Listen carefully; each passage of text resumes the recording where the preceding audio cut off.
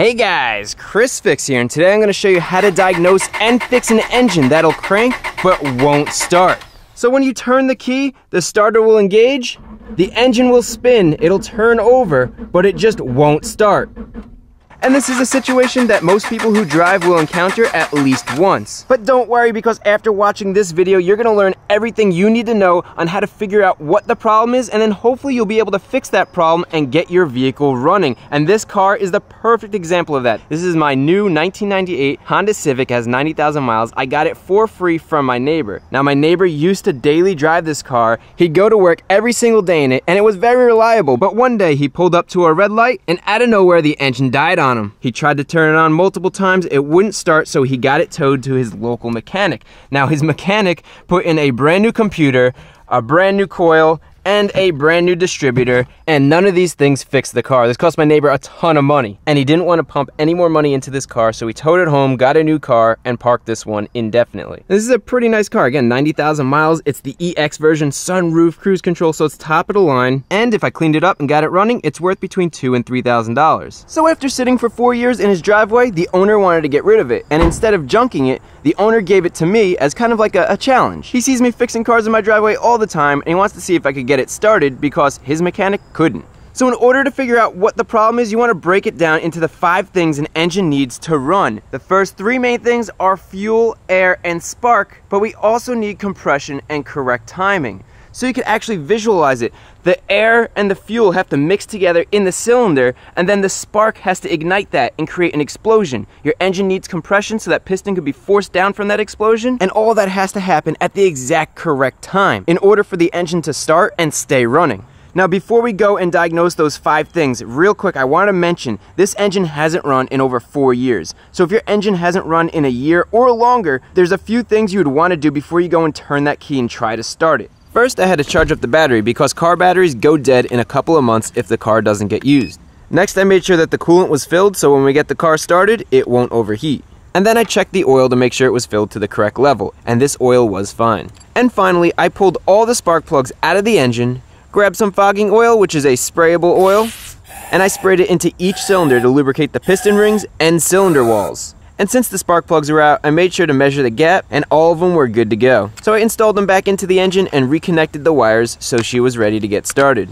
And now we're ready to diagnose the problem. Now out of those 5 things that we talked about, the first thing I like to check is the fuel system. We want to make sure that fuel is getting into the engine. When I hear that a car just dies out of nowhere, I think right away that the fuel pump could have gone bad. So a real easy way to check that is to get in your car, grab your key, and put the key in the ignition. Now you want to turn the key to the run position, which is 1 click before it starts. When you put it in the run position, what we're going to be doing is listening for a hum. The hum is probably going to come from around the back seat where the fuel tank is, and that hum means that the fuel pump is working. It's spinning, it's pressurizing the fuel system. If you don't hear a hum, that means the fuel pump is probably not getting power or the fuel pump is bad. So ready? I'm going to have you listen to this. I'm not going to say anything.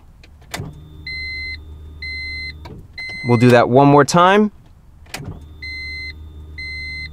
And you can hear it turn on and then shut off, which is perfect. That means our fuel pump is working. If you don't hear that, I have a whole video on how to diagnose and replace the fuel pump. There's a few things you can look for, a fuse. I could hear the relay clicking in there, and then the fuel pump itself. Now in this case, I could hear that pump, it's humming, that's good, it means it's working, but it doesn't necessarily mean that we're getting fuel pressure to the engine, and that's important, so we have to check that. And now's a good time to get some safety glasses on so we don't get fuel in our eyes. And what we're going to be looking for is the fuel rail. So that's where the fuel injectors connect. You can see that rail right there, and you can see all 4 injectors.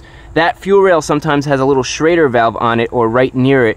And it's almost like a valve for your tire stem that you add the air into the tire, but I don't see it anywhere, so this engine probably doesn't have one. But the next thing you could do, if you can't test fuel pressure that way, what we could do is, you see this nut right here, that holds the fuel line into the fuel rail. If we loosen that just a little bit, when we turn the key, fuel should squirt out of here. So grab a cup or something to slide underneath, and this will catch the fuel that leaks out so we don't make a mess. Next, I'm going to use a wrench to crack this open. Good. And I'm also going to get a paper towel around here to again try to prevent the gas from getting all over. Okay, so now turn the key to the run position, and beautiful. We can see there's good fuel pressure because the fuel is squirting out nice and strong. So now we know there's fuel pressure. Let's tighten this up so it won't leak, and let's carefully remove the cup filled with gas.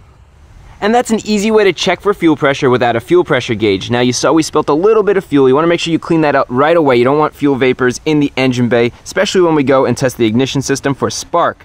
Now we know we have fuel pressure at the fuel rail, but are the fuel injectors working? Are they firing fuel into the engine? Well, an easy way to figure that out is to use a mechanic stethoscope, and I do know not everybody has these, so instead you could use a long flathead screwdriver like this. The longer the better. So what you want to do is you want to get the end of the flathead screwdriver and touch it up against the fuel injector. Make sure it's the only thing it's touching. And then on the other end of the screwdriver, you want to press your ear tight against this end. And if you listen closely while the engine is cranking, you should be able to hear a rhythmic clicking, which means the fuel injector is firing. So you're able to hear that clicking, which means that fuel injector was working. Now we need to test the other fuel injectors. So that one works. That one works.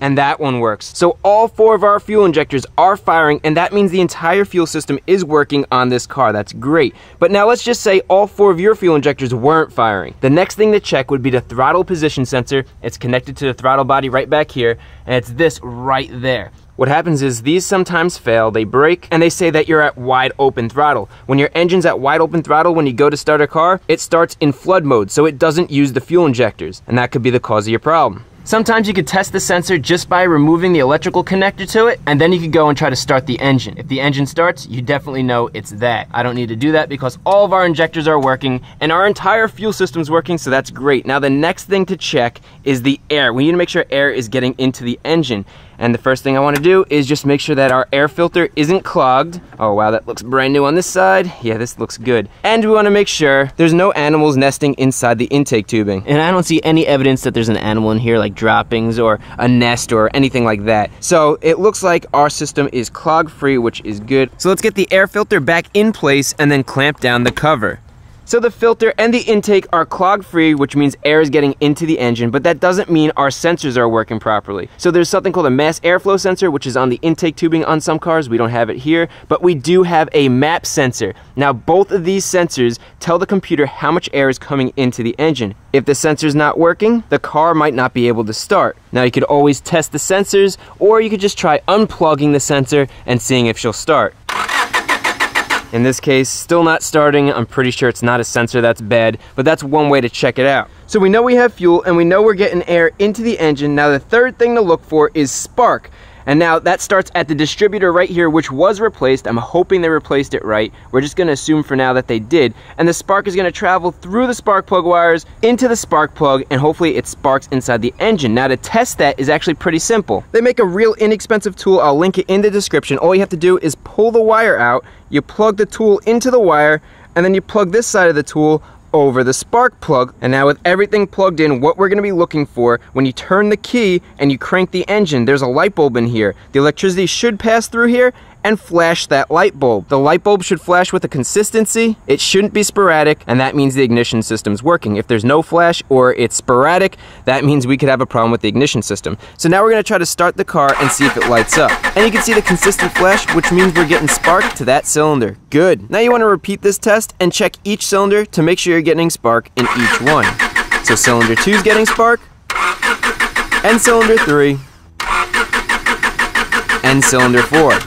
And it's that easy to check for spark. That's why I like using this tool, makes it fast. Now, we did find out that all 4 of our cylinders are getting spark. So we have fuel, we have air, and we have spark. But let's just say in your situation, you have no spark in any of the cylinders. It could be a bad distributor, although distributors are on older cars. Newer cars have something called coils. Usually you'll notice a misfire before a coil goes out, but sometimes they do just quit. Even newer cars have something called a coil on plug, which it goes right on top of the plug like that. And a lot of times these don't go bad all at the same time. You'll get 1 or 2 that go bad. So your engine should still run, it'll just run really rough. But those are all things to look at. In this case, we have spark, so there's 2 other things that we need to check, and that is compression. Hopefully we don't have bad compression. And we have to check to make sure we have good timing.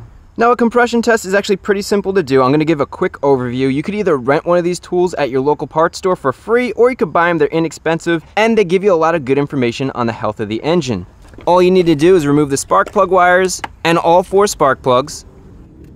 And then we're going to take our compression gauge and we're going to thread it into the spark plug hole. And once it's threaded in there, now we could do our compression test. Now compression is how much pressure there is when the piston compresses in the cylinder. The higher the compression, the healthier the engine. So what we want to see is we want to see at least 90 psi of compression. Any lower than that, the engine might not start. Now when testing for compression, you want to turn the key and crank the engine 4 times per cylinder. You also want to make sure that you have the accelerator completely floored. That does 2 things. 1, that shuts off the fuel injectors in most vehicles, so we're not going to have gas shooting out of here. And it's also going to open up that intake so air could easily go into the cylinder. Then we'll get an accurate compression reading.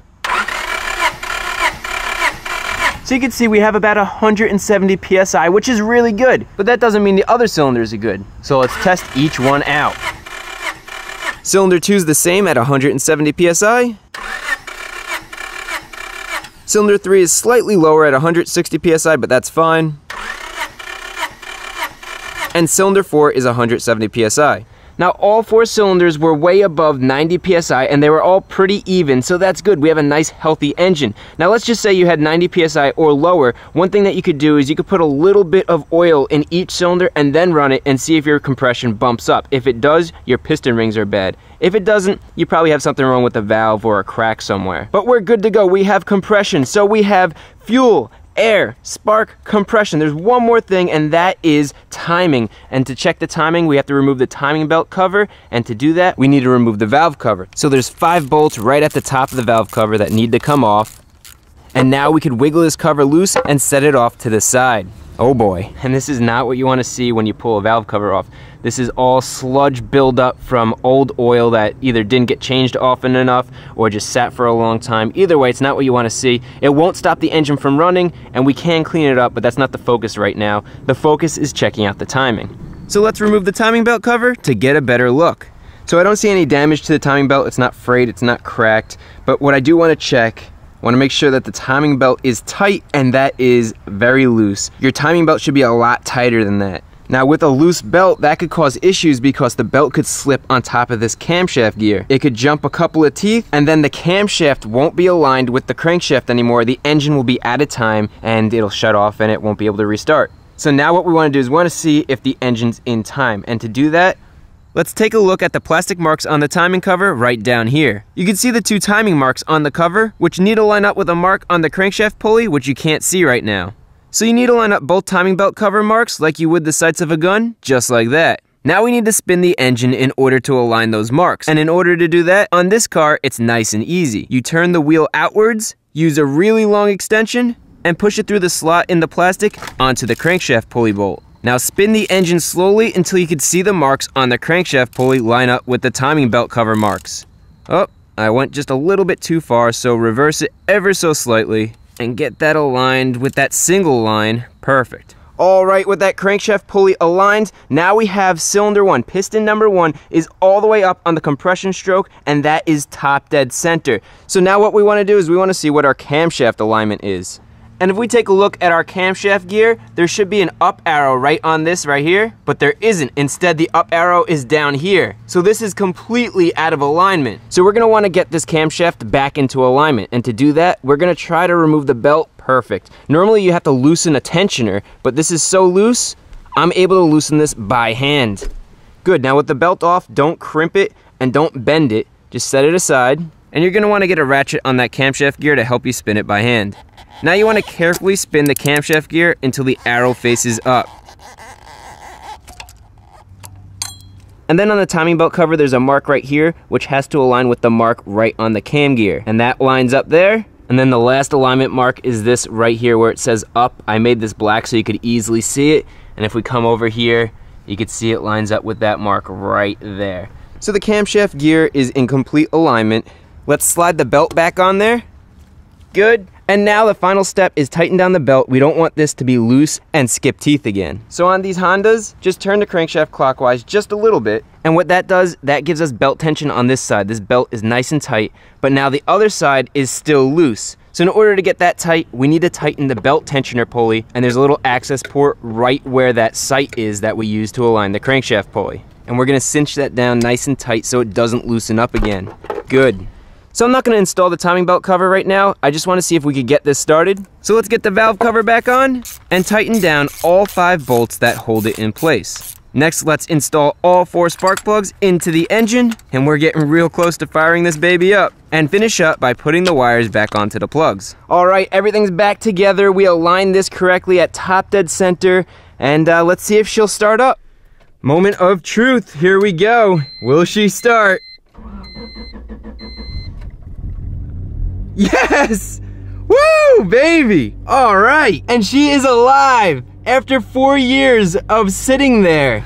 Holy smokes, this is awesome. So that is how you diagnose a no start condition when your engine cranks, but it just won't start. In this case, it ended up being the timing, but you saw those 5 different things that you would want to look at. I got this done in 1 hour, and we have basically a perfect car to use. I can't wait to tell my neighbor. He's gonna be so excited. I'm like shaking. This is so awesome. So I'm just gonna go let this run for a little bit. I'm probably gonna have to change the oil. I might wanna change that timing belt too, but in the end of the day, we got the car started, and that is, oh man, that's so exciting. I hope this video was helpful. If it was, remember to give it a thumbs up. If you're not a subscriber, consider subscribing. And finally, all the tools and products I used in this video are linked in the description.